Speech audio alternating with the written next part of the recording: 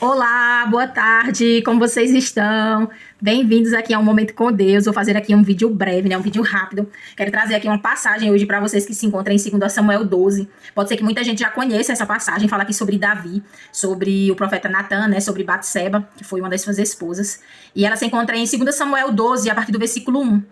Então a passagem do Senhor ela vai dizer da seguinte forma: E o Senhor enviou Natan a Davi, e entrando ele a Davi, disse-lhe: Havia numa cidade 2 homens, um rico e outro pobre. O rico tinha muitíssimas ovelhas e vacas, mas o pobre não tinha coisa nenhuma, senão uma pequena cordeira que comprara e criara. E ela havia crescido com ele e com seus filhos igualmente, do seu bocado comia e do seu copo bebia, e dormia em seu regaço e a tinha como filha. E vindo o viajante ao homem rico, deixou este de tomar das suas ovelhas e das suas vacas, para guisar para o viajante que viera a ele, e tomou a cordeira do homem pobre, e a preparou para o homem que viera a ele. Então o furor de Davi se acendeu em grande maneira contra aquele homem, e disse a Natã: Vive o Senhor, que digno de morte é o homem que fez isso. E pela cordeira tornara a dar o quadruplicado, porque fez tal coisa e porque não se compadeceu. Então disse Natã a Davi: Tu és este homem, assim diz o Senhor, Deus de Israel. Eu te ungi rei sobre Israel, e eu te livrei das mãos de Saul, e te dei a casa de teu senhor e as mulheres de teu senhor em teu seio, e também te dei a casa de Israel e de Judá. E se isto é pouco, mais te acrescentaria tais e tais coisas, porque pois desprezaste a palavra do Senhor,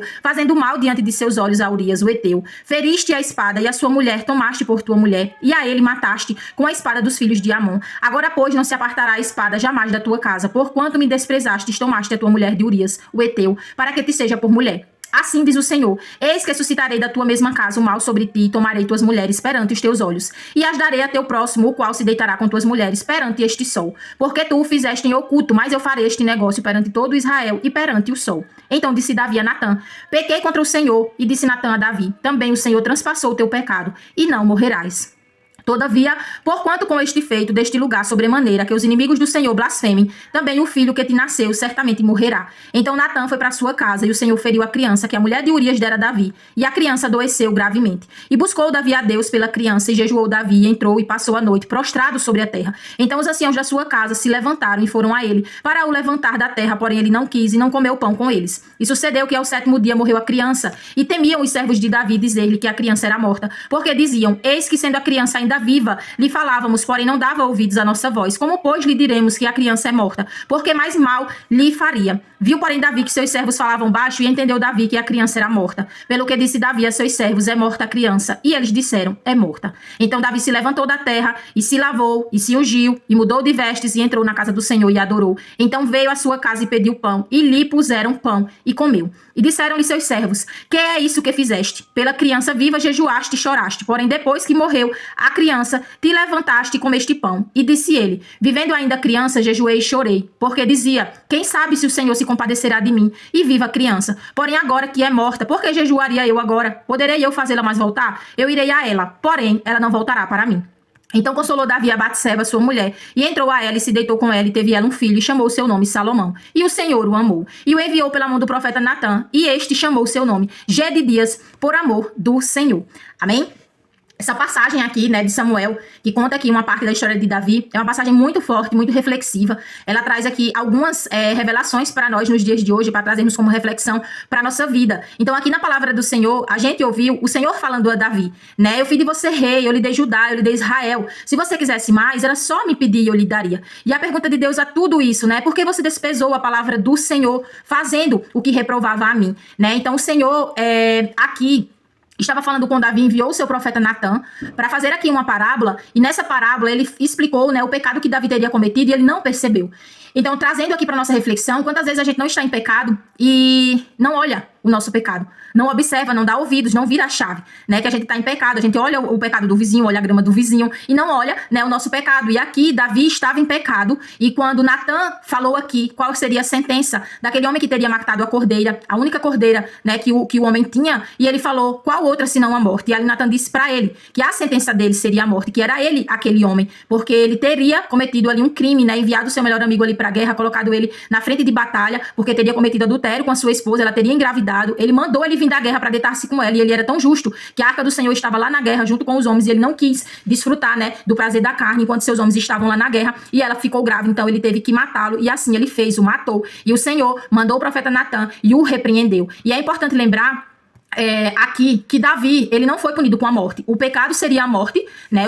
A consequência do pecado aqui, o julgamento do pecado seria a morte, a sentença. Como diz lá em Êxodo 21:12, a palavra vai dizer que o adultério, assassinatos, eles eram motivos suficientes para a pena de morte, até mesmo de um rei. E aqui ele não morreu. Por que ele não morreu? Né? Ele mesmo decretou seu julgamento, mas ele não morreu porque ele, né, imediatamente, se vocês quiserem ouvir, né, o tal angústia que ele sentiu, vocês leiam aí o Salmo 51, que na leitura cronológica, segundo esse episódio aqui, ele escreveu o Salmo 51 e ali ele se derramou ao Senhor, ele teve um arrependimento genuíno, contrito, ele expôs, não apenas diante de Natan, mas ficou registrado, né, para o Senhor e para nós, ali a sua oração de flagelo, de súplica, né, o seu desespero no Salmo 51, onde ele pede ao Senhor que não afaste a presença dele da vida dele. Então o pecado dele foi terrível, mas a graça de Deus, ela foi mais do que suficiente para perdoar, para restaurar, como disse Natan. Contudo, né, mesmo ali diante Davi sendo perdoado por Deus, o impacto de seus erros permaneceu, né, e continuaria a causar tristeza na nação, bem como em sua própria vida, como a gente vê adiante.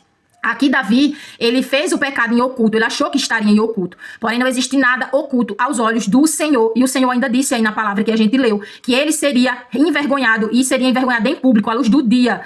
As suas mulheres seriam tomadas assim como ele tomou a Batseba, e essa palavra se cumpriu, como está escrito o seu próprio filho. Deixa eu ver aqui onde foi que eu escrevi, minha gente.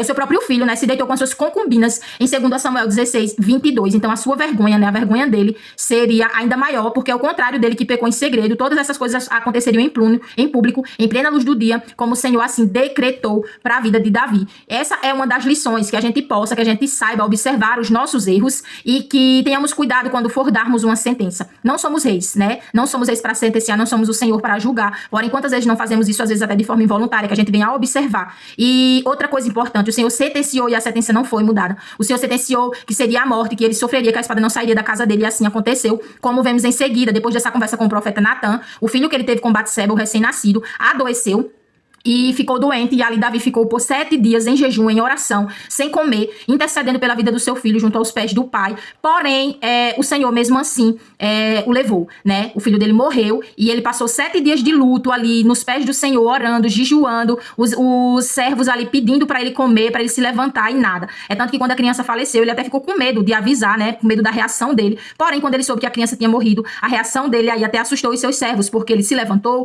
ele se lavou, ele se alimentou e ele respondeu aos seus servos. Enquanto a criança estava morta, né, ele estava fazendo a parte dele, ele estava jejuando, ele estava orando, ele estava clamando para ver se o Senhor tinha misericórdia. Quando a criança morreu, ele respondeu: eu irei até ela, porém ela não vem mais até mim. Então mostra, né, que a intercessão aqui pelos mortos, né, não tem fundamento bíblico. Além disso, Davi, ele nos ensina a seguir em frente, né, após a morte de uma pessoa que ama. Ele está ensinando aqui você a seguir em frente, porque terá ali um reencontro. Então, embora tenha sido aqui um contexto de tragédia, onde ele estava com seu filho adoentado, ele clamou, ele sempre esteve na presença do Senhor. Então que a gente possa chorar enquanto é tempo de chorar, como fala em Eclesiastes 3:1-10. Mas passado esse tempo, vire a chave e siga em frente. Amém? Eu quero deixar essa reflexão hoje. A gente pode cometer muitos erros ao longo da nossa vida, mas a gente não pode perder o temor ao Senhor e parar de pedir a presença dele junto conosco. Então, deixo aqui para reflexão o Salmo 51, vocês leiam aí depois, que vocês vão entender o sentimento, né, que Davi sentiu ali naquele momento de desespero,